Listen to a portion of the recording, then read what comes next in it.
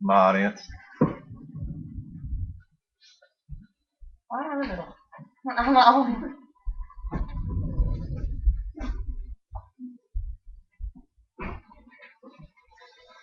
Hello, my name is Charles, and this is speech number 3. The history before World War I was a prominent era that varied in story. It was a period of rapid technological development, and as there were many great minds that had the creativity and ingenuity to make what seemed impossible possible. One individual that comes to mind is Henry Ford. Ford had great success throughout his years, being the founder of Ford Motor Company and an aviation pioneer, which includes the creation of the Model T engine, constructing the very first airport, and building ships and planes for the military. Henry Ford became a self-made icon who quickly became rich and famous. To begin with, Henry Ford was the oldest of 8 in his family, and he was born on July of 1863 in a little town of Dearborn, Michigan.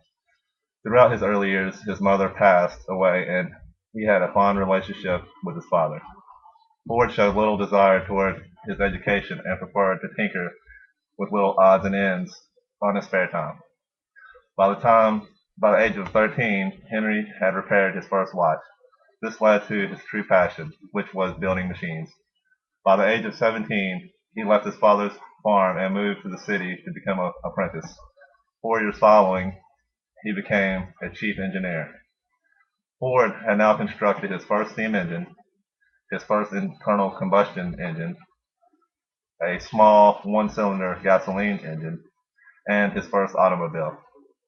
After leaving the city, Ford moved back to the farm and worked part-time for a small company called Westinghouse Engine Company, where he later became close friends with Thomas Edison. Next, Henry Ford was the founder of Ford Motor Company. As we know, Ford was not the inventor of the automobile. He did have innovations in the assembly line, which introduced techniques of standardized and interchangeable parts and producing the first mass production vehicle manufacturer. This paved the way for cheap automobiles. Ford began many attempts to establish a firm company. In 1903, he had earned $28,000 with a crew of 11, and now a company that was incorporated. Just 5 weeks after incorporation, the Association of Licensed Manufacturers threatened to put Ford out of business because he was not a licensed company. He went to court to try to fight the case, but failed. He later appealed the case and prevailed. About this time, Ford announced the birth of the Model T engine. The Model T engine had great success, and the 19 years of existence sold approximately 15,500,000 in the United States alone. In 1927, the Model A engine was introduced and was greatly disliked. The model was eventually sold out by companies such as Chrysler, Chevrolet, Plymouth, and Gray Motors. The last field Henry Ford was well known for was being an aviation pioneer. He manufactured airplanes as well as ships for the military during the time of World War I.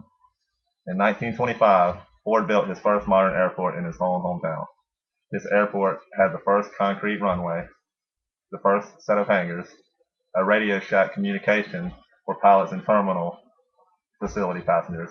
It also included restaurants and hotel facilities, plus taxi and limousine service for people who wanted to travel to downtown Detroit. Shortly after, Ford formed the Stout Metal Airplane Division out of the Ford Motor Company.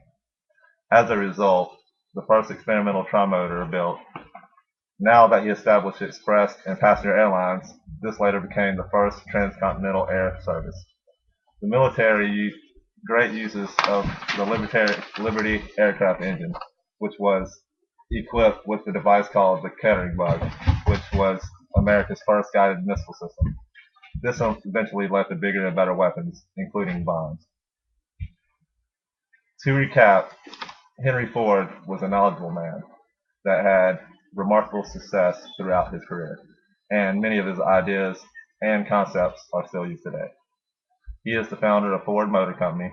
He created multiple ships and aircraft for the military, and he designed his first modern airport. In addition, he also established small village factories, built one-room schools, and built his very own museum. Henry Ford was married to his wife, Clara Bryant, and had only a son named Edsel Ford. Ford died at home in 1947, and his son became president of Ford Motor Company. Exactly 100 years prior to his father's death, his son holds the Ford stock later and became the richest private foundation in the world. And here's my audience again.